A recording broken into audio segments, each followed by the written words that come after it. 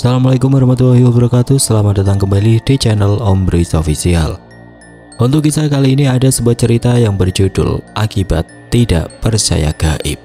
Sebelum kita lanjut ke ceritanya, tekan dulu tombol like video ini dan jangan lupa tekan juga tombol subscribe channel ini. Nyalakan juga lonceng notifikasinya agar tidak ketinggalan cerita-cerita lainnya. Dan seperti apa untuk kisah kali ini? Langsung saja kita masuk ke ceritanya.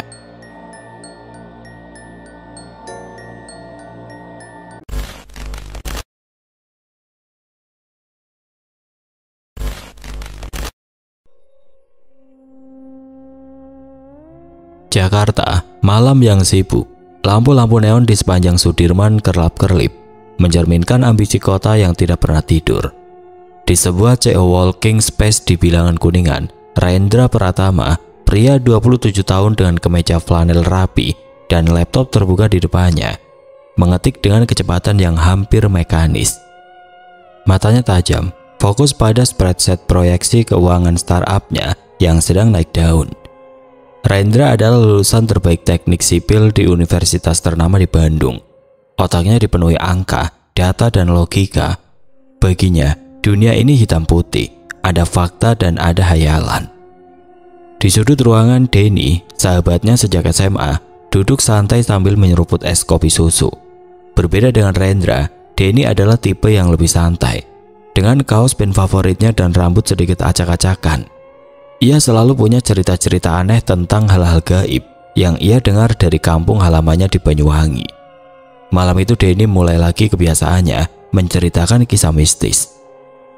"Ren, dulu di kampungku ada orang kaya mendadak gara-gara pesugihan. Tapi aneh, tiap tahun ada anggota keluarganya yang mati mendadak, katanya si Tumbal," ujar Denny, matanya berbinar penuh antusias.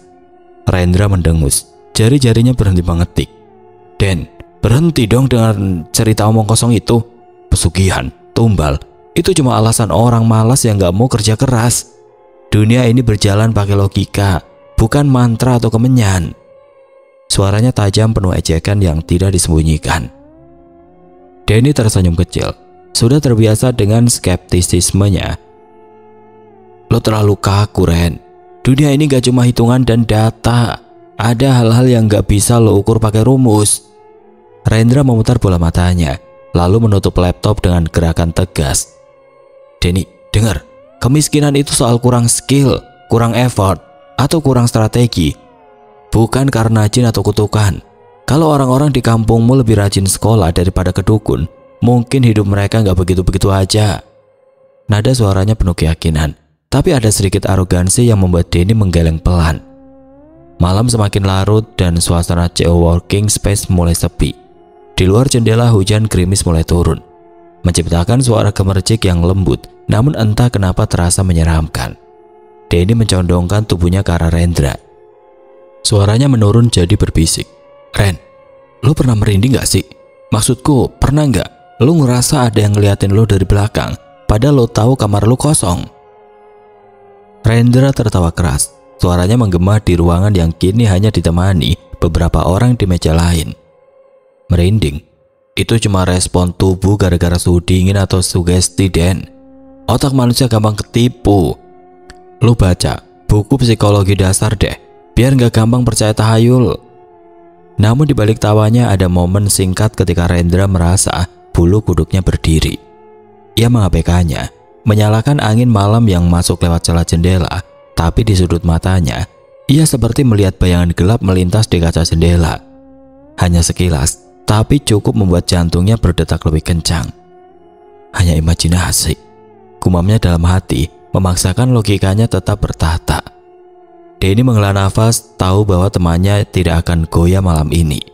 "Oke Ren, tapi suatu saat lo bakal ketemu sesuatu yang gak bisa lo jelasin pakai logika. Dan waktu itu, jangan bilang aku gak ngingetin lo." Ia mengakhiri percakapan dengan senyum misterius, tapi matanya menyimpan kekhawatiran yang tidak terucapkan. Rendra hanya mengangguk sambil membuka laptopnya lagi, menenggelamkan diri di dalam dunia angka dan proyeksi. Baginya, dinding rasionalitas yang ia bangun adalah benteng tidak tergoyahkan. Tapi di luar, hujan semakin deras, dan suara gemercik itu kini bercampur dengan desis angin yang terdengar seperti bisikan samar, seolah-olah ada yang memanggil namanya dari kejauhan. Malam itu, kafe kecil di kawasan Kemang dipenuhi aroma kopi dan suara alunan musik indie yang lembut. Lampu-lampu gantung temaram menciptakan suasana hangat. Tapi ada sesuatu yang tidak biasa di udara. Meja-meja kayu dipenuhi anak muda yang sibuk dengan obrolan dan tawa. Namun di sudut ruangan, Rendra dan Denny duduk dengan tensi yang berbeda.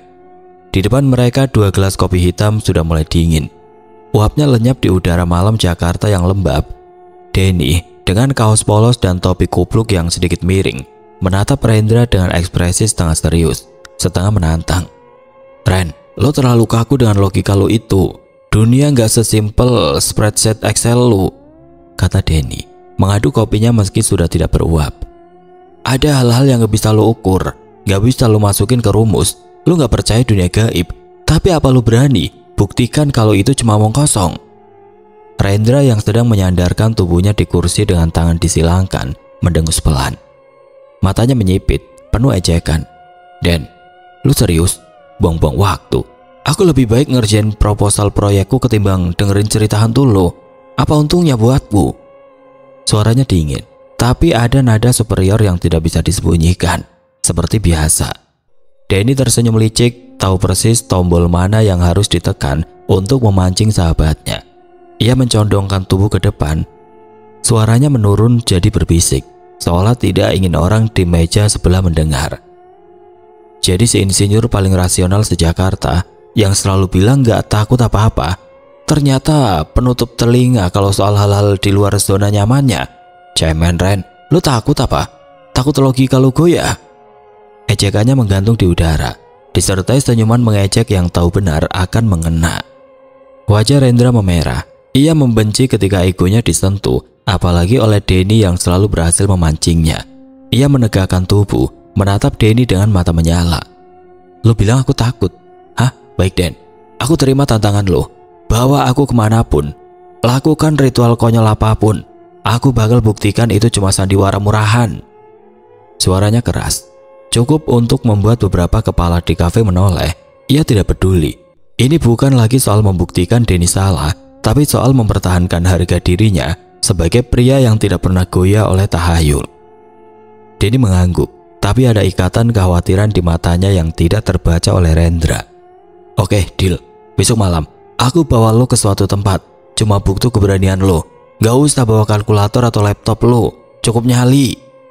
Ia berusaha terdengar santai, tapi ada nada serius yang merayap di ujung kalimatnya. Malam semakin larut dan hujan gerimis mulai turun di luar kafe, membuat jendela-jendela berkabut. Rendra meneguk kopinya yang sudah dingin, mencoba mengabaikan perasaan aneh yang tiba-tiba menyelimuti dadanya. Ia merasa seperti ada yang mengawasinya, tapi ketika menoleh ke jendela, hanya pantulan wajahnya sendiri yang terlihat di kaca yang basah. Hanya imajinasi. Gumamnya memaksakan logikanya kembali mengambil kendali. Namun saat mereka berjalan keluar kafe menuju parkiran, angin malam terasa lebih dingin dari biasanya. Suara gemersik daun-daun di pohon beringin besar di ujung jalan terdengar seperti bisikan samar. Denny yang biasanya cerewet tiba-tiba diam. Matanya sesekali melirik ke arah gelap di balik pohon itu. "Lu dengar apa, Ren?" Tanyanya pelan, suaranya hampir tidak terdengar. Rendra menoleh, alisnya berkerut. "Dengar apa? Angin doang, Den. Lu udah mulai takut duluan." Ia tertawa, tapi tawanya terdengar dipaksakan. Di kejauhan di antara deretan mobil yang diparkir, ia seperti melihat sesosok bayangan tinggi bergerak cepat, menghilang di balik mobil pick-up hitam. Jantungnya berdetak lebih kencang, tapi ia menggeleng, menolak mengakui apa yang baru saja dilihatnya. "Lampu jalan main-main sama mata," katanya pada diri sendiri. Denny menepuk pundaknya, tapi tangannya terasa dingin. "Besok malam, Ren, siap-siap. Ini bukan soal menang atau kalah, tapi soal lu buka mata." Ia berbalik menuju motornya, meninggalkan Rendra yang masih berdiri di trotoar, menatap bayang-bayang di ujung jalan yang kini terasa lebih gelap dari biasanya. Rendra menghela nafas, mencoba menenangkan diri. "Ini cuma permainan, Denny," gumamnya, tapi suaranya sendiri terdengar kurang yakin. Di kejauhan suara burung hantu meraung pelan, seolah menandakan bahwa malam esok akan membawa sesuatu yang tidak bisa ia prediksi dengan logikanya. Malam itu Jakarta seolah menjelma jadi kota yang asing. Langit gelap tanpa bintang, hanya diterangi kilau lampu jalan yang berkedip-kedip di kejauhan. Rendra duduk di jok belakang motor Denny.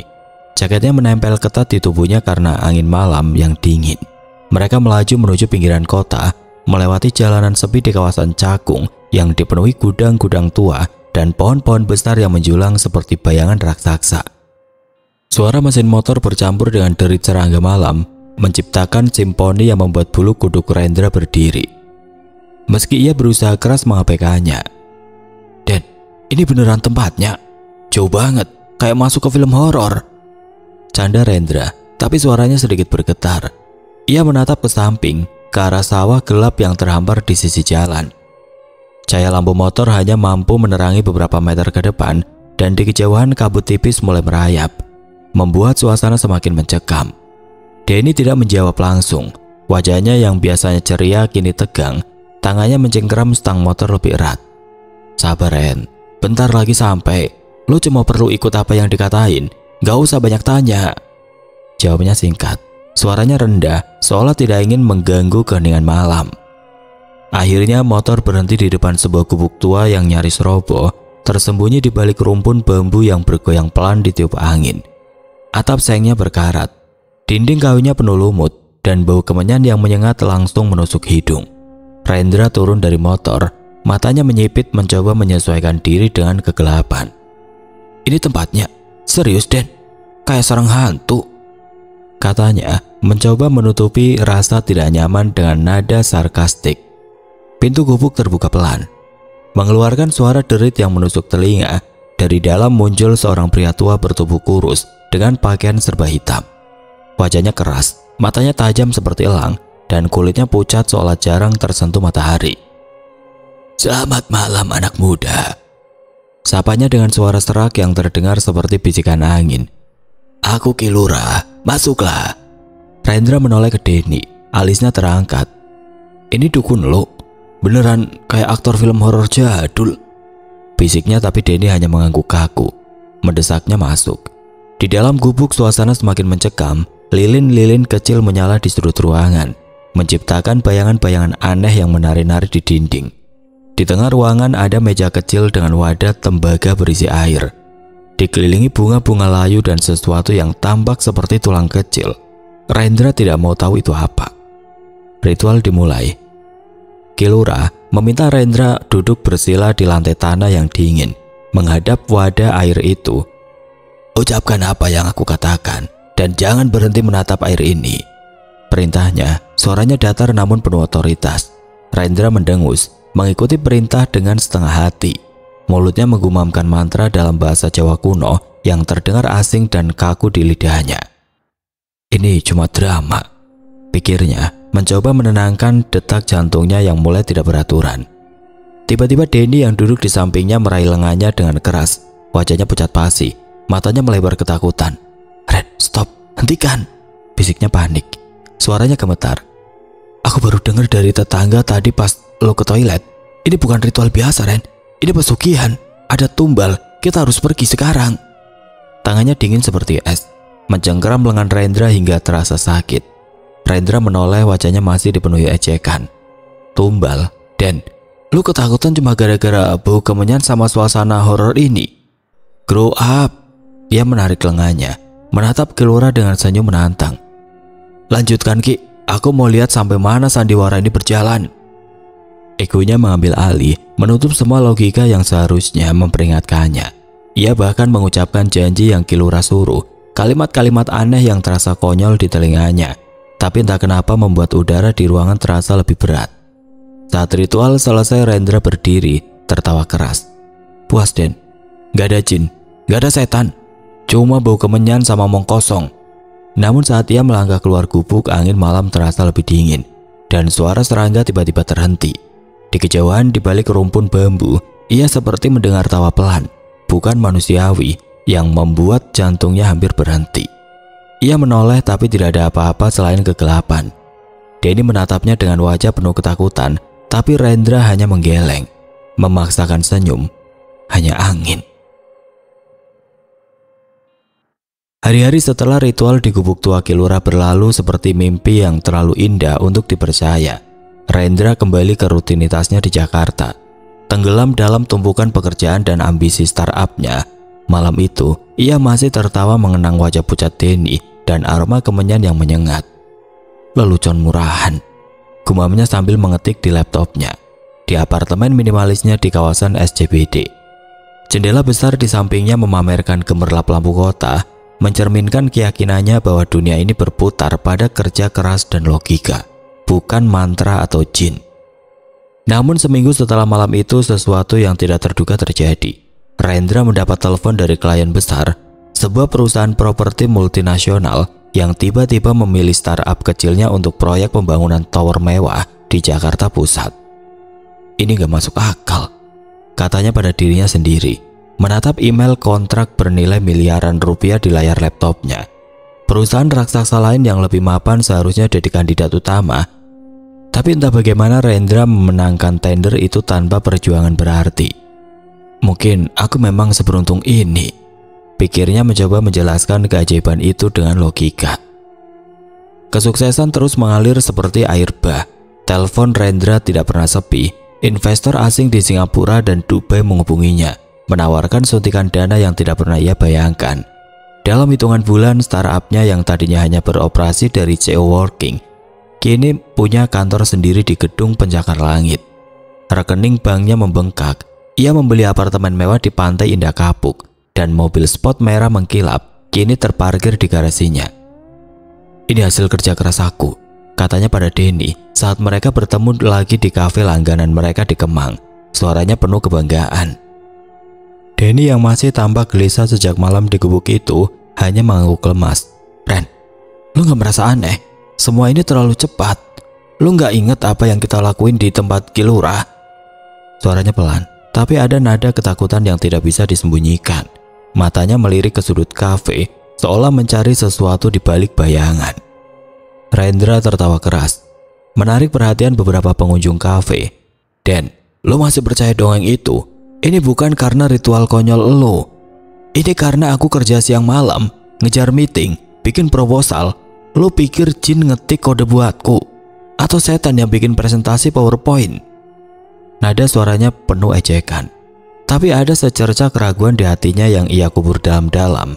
Ia tidak mau mengakui bahwa malam itu, saat ia mengucapkan janji di depan wadah air, ada sesuatu yang terasa salah, seperti beban tidak terlihat yang menempel di pundaknya.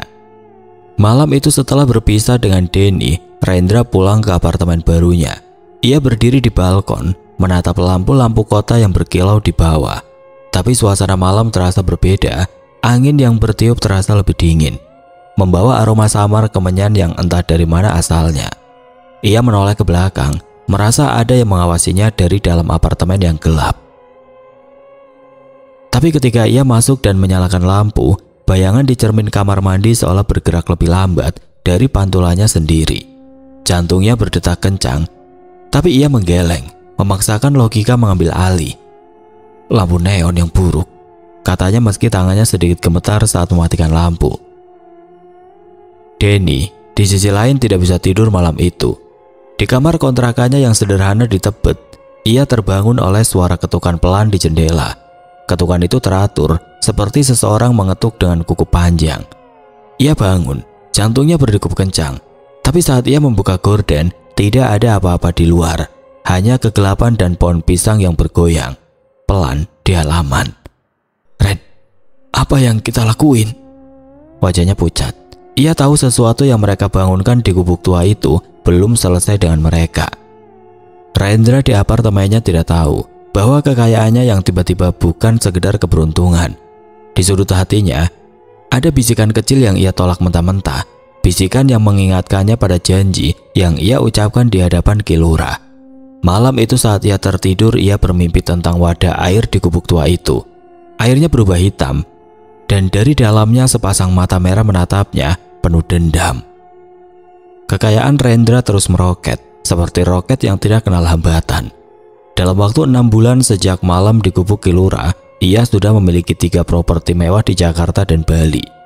Rekening banknya penuh dengan angka yang bahkan tidak sempat ia hitung. Dan namanya mulai muncul di majalah bisnis sebagai pengusaha muda inspiratif.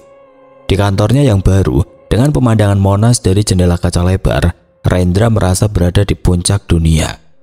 Ini semua karena kerja keras, katanya pada dirinya sendiri, menepis setiap keraguan yang mencoba merayap ke dalam pikirannya. Namun di balik gemerlap kesuksesan ada bayang-bayang gelap yang mulai menampakkan diri. Denny sahabatnya tidak lagi sering muncul setiap kali mereka bertemu. Denny tampak semakin kurus, wajahnya pucat, dan matanya selalu gelisah, seperti seseorang yang terus-menerus melihat ke belakang pundaknya.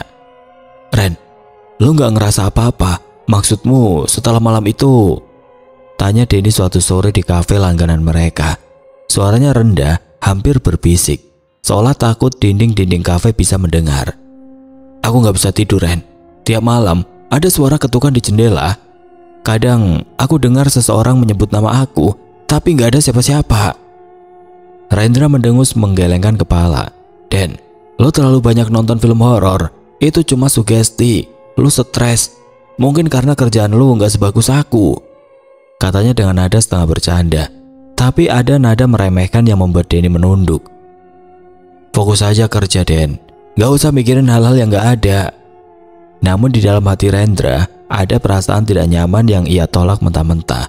Ia juga mulai merasakan hal-hal aneh, suara langkah kaki di apartemennya saat tengah malam, atau perasaan seperti ada nafas dingin di lehernya saat ia sendirian di lift. Malam itu setelah berpisah dengan Denny, Rendra pulang ke apartemennya. Saat ia membuka pintu, lampu di lorong tiba-tiba berkedip-kedip, menciptakan bayangan yang seolah bergerak sendiri di dinding. Ia menahan nafas, mencoba menenangkan diri. Cuma listrik bermasalah, gumamnya. Tapi ketika ia menyalakan lampu ruang tamu, ia seperti melihat sesosok bayangan gelap berdiri di sudut ruangan, hanya untuk menghilang saat ia berkedip. Jantungnya berdetak kencang, tapi ia memaksakan dirinya untuk tidur, menyalahkan kelelahan. Keesokan harinya kabar buruk datang seperti petir di siang bolong. Telepon dari teman lama mereka, Bima, membuat dunia Rendra berhenti sejenak. Ren, Denny kecelakaan tadi malam. Mobilnya nabrak pembatas di tol Jagorawi. Dia nggak selamat. Suara Bima gemetar, penuh kehilangan. Rendra terdiam, tangannya yang memegang ponsel terasa lemas. Apa? Kecelakaan? Gak mungkin. Denny kan selalu hati-hati, katanya suaranya serak, menolak kenyataan. Di pemakaman suasana kelabu menyelimuti, hujan gerimis turun, membuat tanah di makam Denny becek. Rendra berdiri di depan pusara sahabatnya, matanya kosong. Bima menghampirinya, wajahnya pucat seperti kertas.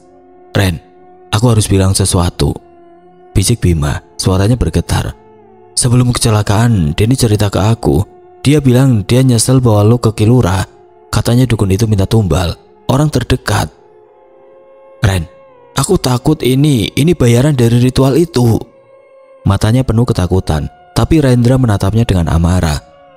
Jaga omongan lo, Bima, bentak Rendra, suaranya menggema di tengah hujan. Denny kecelakaan karena jalan licin, atau mungkin dia ngantuk. Jangan bawa-bawa tahayul bodoh ke pemakaman ini. Ia berbalik meninggalkan Bima yang gemetar, tapi di dalam hatinya ada retakan kecil di dinding rasionalitasnya. Ia ingat wajah pucat Denny, cerita tentang ketukan di jendela, dan bisikan yang tidak pernah ia akui. Malam itu di apartemennya Rendra tidak bisa tidur. Setiap kali ia memejamkan mata, ia seperti mendengar suara Denny memanggil namanya dari kejauhan, disertai tawa pelan yang sama seperti yang ia dengar di gubuk Kilura. Ia menyalakan semua lampu, tapi bayangan di cermin kamar mandinya seolah tersenyum padanya, meski ia tahu itu tidak mungkin. 3 tahun berlalu sejak kematian Denny, dan Rendra kini berada di puncak yang tidak pernah ia bayangkan. Startupnya telah menjadi raksasa teknologi properti, dengan cabang di Singapura dan Dubai. Ia tinggal di penthouse mewah di kawasan Tamrin, dengan pemandangan kota Jakarta yang berkilau di malam hari.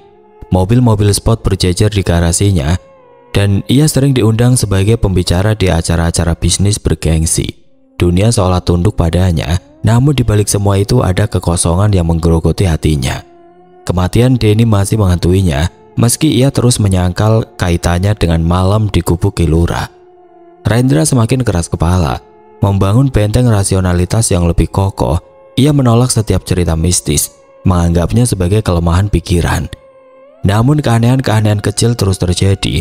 Di penthouse-nya, lampu sering berkedip tanpa sebab. Dan kadang ia mendengar suara langkah kaki pelan di lorong tengah malam. Meski ia tahu ia tinggal sendirian. Cuma gangguan listrik. Ia mencoba meyakinkan diri. Tapi setiap kali ia menutup mata, bayangan Denny muncul dalam mimpinya. Berdiri di sudut ruangan dengan wajah pucat dan mata kosong, berbisik, "Ren, lo gak bisa lari." Suatu malam setelah pulang dari acara gala di Hotel Bintang 5, Rendra duduk di sofa kulitnya, memegang segelas whisky. Tiba-tiba telepon berdering. Ibunya dari rumah sederhana mereka di Bogor berbicara dengan suara gemetar.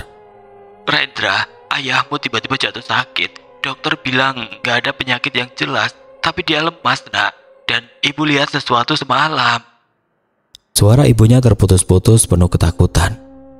"Ada sosok gelap di kamar ayah, tinggi, besar, wajahnya gak jelas, tapi menyeramkan. Ayahmu menjerit, bilang dia gak kuat lagi."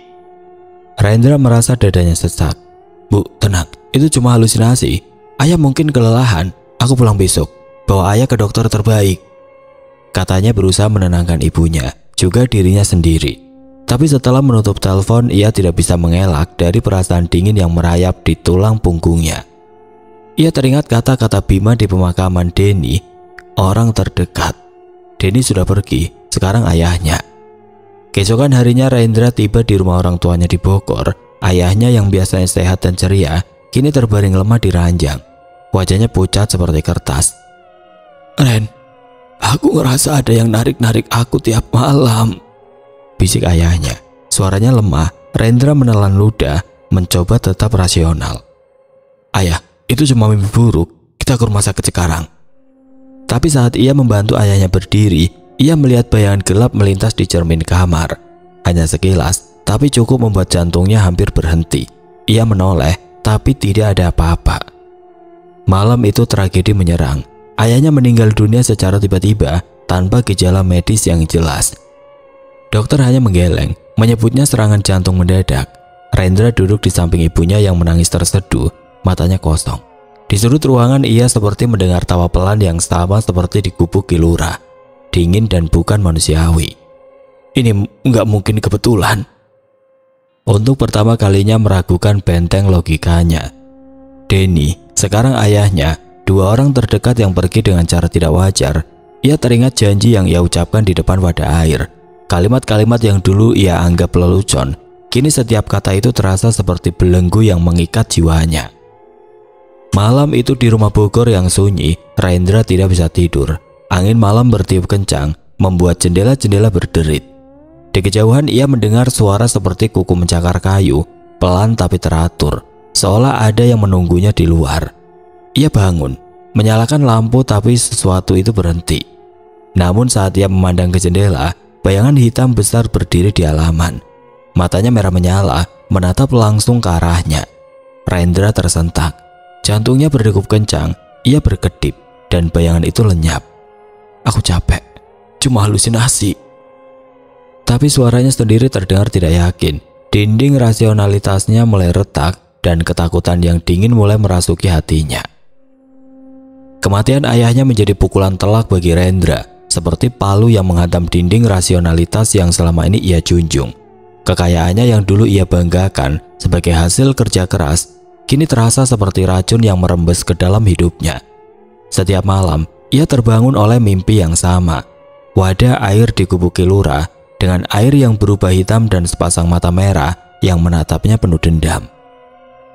Suara tawa dingin yang ia dengar di malam ritual itu kini menggema di kepalanya, seolah menertawakan kesombongannya. Rendra tidak lagi bisa menyangkal ada sesuatu yang salah, sesuatu yang ia bangunkan di malam itu. Dengan panik ia mencoba mencari jawaban. Ia mulai dengan Denny, sahabatnya yang membawanya ke Kilura, tapi Denny sudah tiada. Pikirannya beralih ke gubuk tua itu, tempat semua ini dimulai. Suatu malam di tengah hujan deras yang mengguyur Jakarta, Rendra mengendarai mobilnya ke pinggiran Cakung. Jalanan sepi, hanya ditemani suara air yang mengalir di selokan dan kilatan petir yang sesekali menerangi langit. Hatinya berdegup kencang, campuran antara ketakutan dan tekad.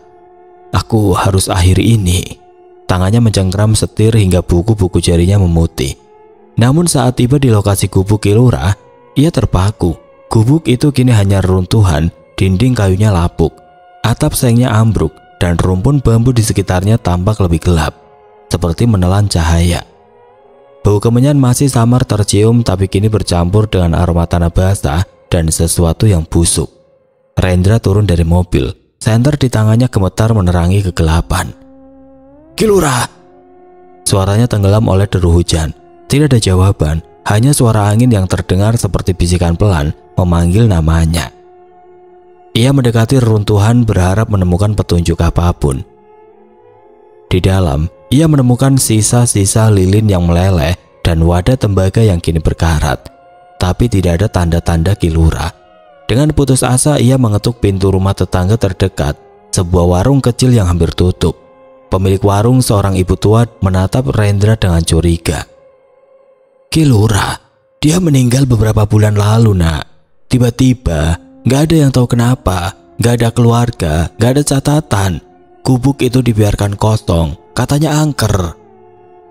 Ujar ibu itu, suaranya rendah, matanya melirik ke arah gubuk dengan ketakutan. Rendra merasa dunianya runtuh. Harus ada cara, harus ada yang tahu cara membatalkan ini. Suaranya serak, penuh keputusasaan. Ia kembali ke Jakarta menghubungi setiap kontak yang mungkin bisa membantu, dukun, paranormal, bahkan ustadz yang dikenal ahli ruqyah. Ia berkeliling dari satu tempat ke tempat lainnya, dari gang-gang sempit di Tanah Abang hingga rumah mewah di Bintaro yang katanya dihuni orang-orang pintar. Namun setiap kali ia menceritakan kisahnya, reaksi yang ia dapat sama, wajah pucat, gelengan kepala, dan kata-kata yang membuatnya semakin tenggelam dalam ketakutan. Perjanjian dengan golongan atas itu nggak gampang diputus, nak. Kata seorang paranormal tua di Ciputat, tangannya gemetar memegang tasbih. Apalagi kalau yang bikin janji sudah nggak ada. Kamu harus cari sendiri jalan keluarnya, atau... Ia tidak melanjutkan, tapi matanya penuh kengerian, seolah melihat sesuatu di belakang Rendra. Rendra menoleh, tapi tidak ada apa-apa, hanya bayangan pohon pisang di luar jendela yang bergoyang ditiup angin. Namun saat ia keluar dari rumah itu, ia mendengar suara cekikikan pelan dari kegelapan, seperti anak kecil tapi penuh kebencian. Ia mempercepat langkah, jantungnya berdegup kencang. Malam demi malam paranoia mulai menggerogoti Rendra. Ia tidak lagi merasa aman, bahkan di penthouse-nya yang dilengkapi sistem keamanan canggih. Setiap bayangan di sudut ruangan terasa hidup. Setiap suara kecil terdengar seperti ancaman. Ia mulai tidur dengan lampu menyala, tapi itu tidak membantu. Di cermin kamar mandinya ia sering melihat bayangan dirinya bergerak lebih lambat, atau tersenyum ketika ia tidak. Aku harus cari jalan keluar. Tapi suaranya sendiri terdengar asing, seperti ada yang lain yang berbicara melalui mulutnya. Rendra tahu waktu semakin menipis dan harga dari kesombongannya belum selesai ditagih. Rendra hidup dalam bayang-bayang ketakutan yang kian mencekik. Kekayaannya yang melimpah kini terasa seperti kutukan. Setiap rupiah yang ia pegang seolah berbau darah Denny dan ayahnya. Paranoid menggerogoti malam-malamnya. Suara cekikikan di kegelapan, bayangan di cermin, dan mimpi tentang mata merah di wadah air menghantuinya tanpa henti. Ia tahu ia tidak bisa terus lari dari apa yang ia mulai di gubuk Kilura. Dengan sisa-sisa keberanian yang masih dimilikinya, Rendra teringat cerita ibunya tentang sebuah pondok pesantren tua di Jawa Barat, di kaki Gunung Salak, yang dikenal karena kepekaan spiritualnya. Mungkin ini harapan terakhirku. Suaranya penuh keputusasaan saat ia mengemasi tas dan meninggalkan penthouse mewah di Jakarta. Perjalanan menuju pondok itu terasa seperti menembus kabut. Jalanan berkelok di antara hutan pinus yang gelap. Angin malam membawa aroma tanah basah dan dedaunan yang membusuk. Sesekali Rendra melirik ke kaca spion mobilnya, merasa ada sesuatu yang mengikuti di belakang. Tapi hanya kegelapan yang terlihat. Saat tiba di pondok pesantren, suasana sunyi menyambutnya. Bangunan sederhana dari kayu dan bambu berdiri di tengah sawah, diterangi lampu minyak yang berkedip-kedip. Di beranda, seorang ustadz tua dengan jenggot putih dan sorban sederhana menatapnya dengan mata teduh, namun penuh ketegasan. "Kau Rendra bukan? Aku sudah tahu kau akan datang," katanya. Suaranya lembut tapi mengandung kekuatan yang tidak bisa dijelaskan. Rendra terpaku, jantungnya berdegup kencang.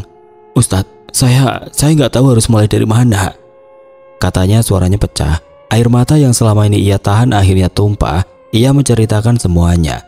Ritual di Gubuk Kilura, janji yang ia anggap lelucon, kematian Denny, kepergian ayahnya, dan ketakutan yang kini membelenggu hidupnya. "Saya cuma ingin bebas, Ustadz. Saya nggak mau orang-orang yang saya sayangi jadi korban lagi," isaknya. Kepalanya tertunduk. Harga dirinya sebagai pria rasional sudah hancur berkeping-keping. Ustadz itu tersenyum tipis, matanya penuh pengertian. "Kekuatan sejati bukan pada harta atau logika, nak, tapi pada iman kepada Allah. Kau telah membuka pintu yang seharusnya tertutup, tapi pintu itu bisa ditutup lagi asal kau berserah sepenuhnya."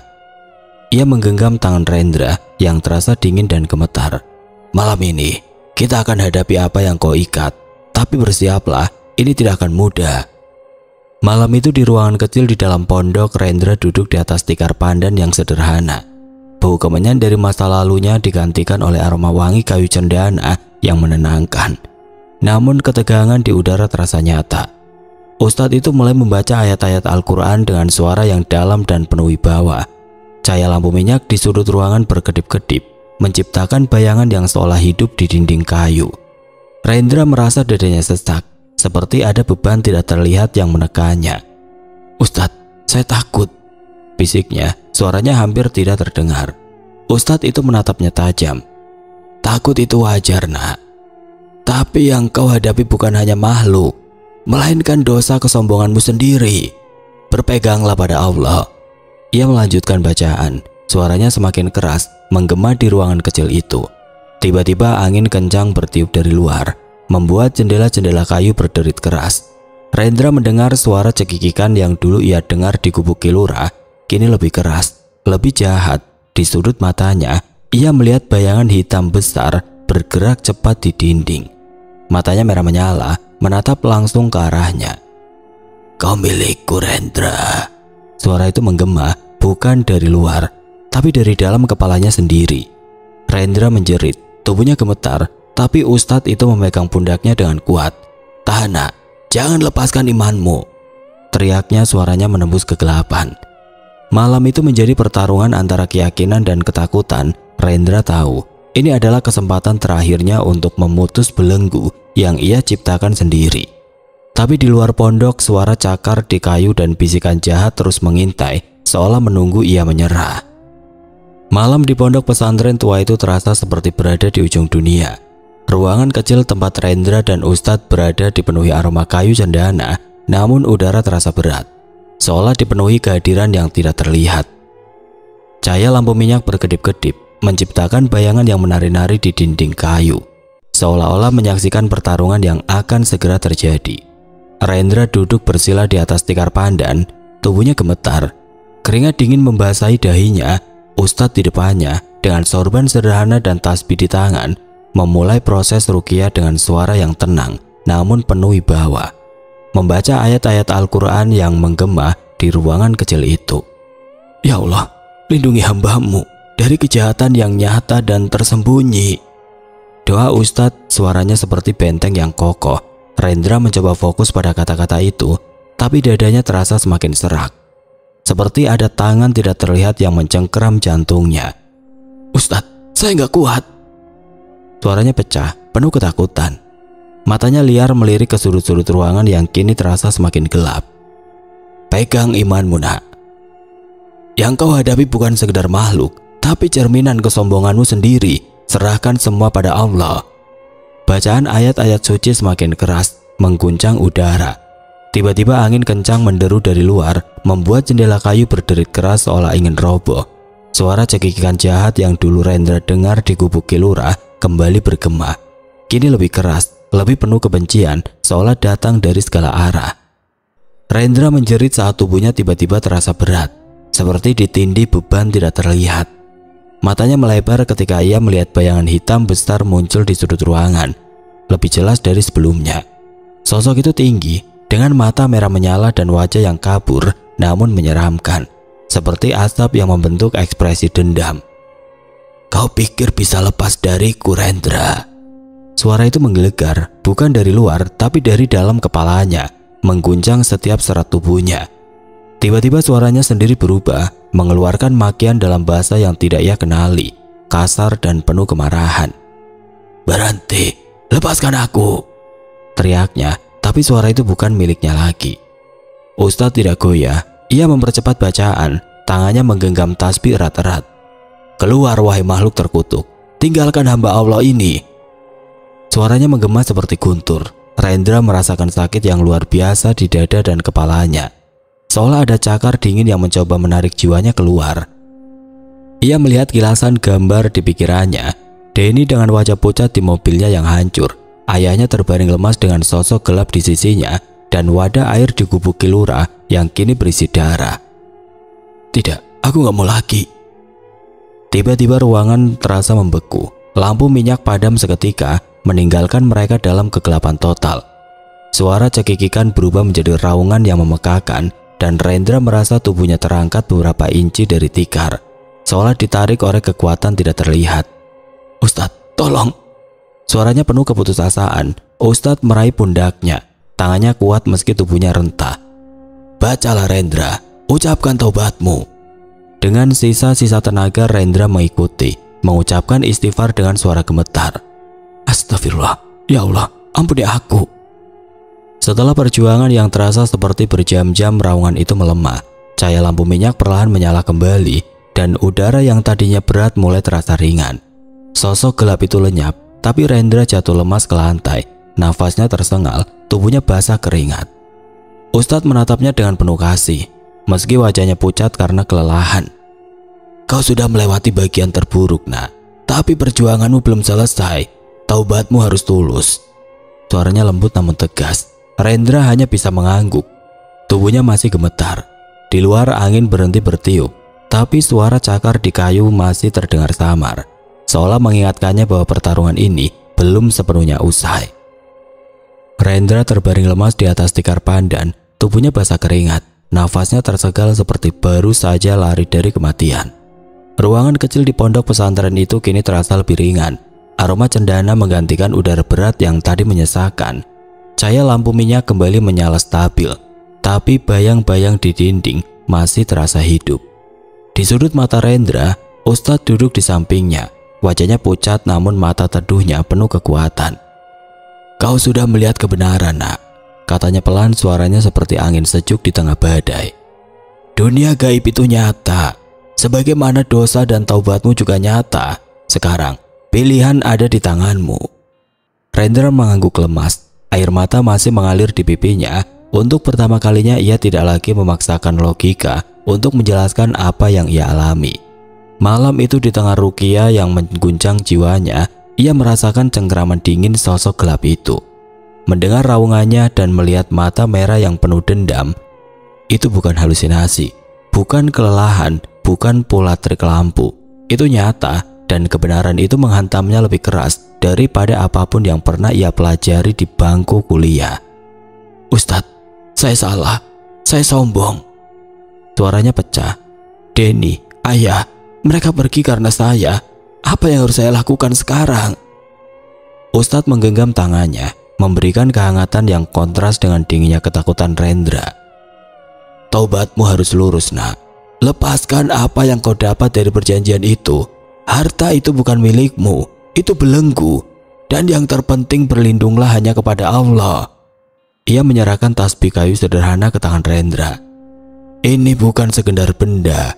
Ini pengingat bahwa kekuatan sejati ada pada iman, bukan logika manusia atau janji-janji setan." Hari-hari berikutnya Rendra kembali ke Jakarta dengan hati yang berubah. Ia menjual penthouse-nya, mobil-mobil mewahnya, dan saham-saham di startup-nya. Uang hasil penjualan ia sumbangkan untuk membangun sekolah dan masjid di kampung-kampung miskin, termasuk di desa tempat gubuk Kilura pernah berdiri. Ia pindah ke rumah sederhana di pinggiran Bogor dekat ibunya. menjalani hidup yang jauh dari kemewahan yang dulu ia kejar. Namun setiap malam ia masih terbangun oleh suara cekikikan samar atau bayangan yang melintas di jendela. Masih ada yang mengintai. Tangannya mencengkeram tasbih erat-erat. Suatu malam ketika ia sedang bersikir di kamarnya, angin kencang kembali bertiup, membawa aroma kemenyan yang dulu ia cium di Gubuk Kilura. Jendela berderit dan di sudut ruangan ia melihat bayangan hitam itu lagi. Kali ini lebih samar, lebih lemah. "Kau tidak bisa lari, Rendra," bisik suara itu. Tapi kini terdengar seperti isakan yang putus asa. Rendra tidak lagi menyerah pada ketakutan. Ia bangkit, mengambil air wudhu, dan membacakan ayat-ayat yang diajarkan Ustadz. Suara itu memudar, bayangan itu lenyap, dan untuk pertama kalinya ia merasa damai. Rendra menyadari kebenaran yang ia temukan di pondok tua itu mahal harganya. Denny, ayahnya, dan harga dirinya sebagai pria logis telah menjadi korban. Kebangkrutan mental yang ia alami jauh lebih menyakitkan daripada kehilangan harta. Logika telah membawanya ke puncak kesuksesan, tapi hanya taubat yang menyelamatkan jiwanya dari perjanjian yang dulu ia anggap lelucon. Kini di bawah langit Bogor yang penuh bintang, ia berjanji pada dirinya sendiri untuk hidup sederhana, berpegang pada iman, dan tidak pernah lagi meremehkan kuasa yang tidak terlihat. Di kejauhan suara burung hantu meraung pelan, tapi kali ini Rendra tidak merasa takut. Ia hanya tersenyum. Tasbih di tangannya terus berputar, mengiringi doanya yang tulus kepada Sang Pencipta.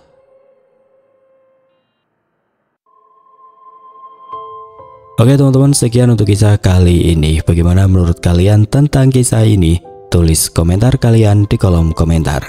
Dan buat teman-teman yang baru bergabung, jangan lupa untuk like, komen, share, serta subscribe channel ini. Dan jangan lupa nyalakan juga lonceng notifikasinya agar tidak ketinggalan cerita-cerita lainnya. Dan akhir kata, wassalamualaikum warahmatullahi wabarakatuh.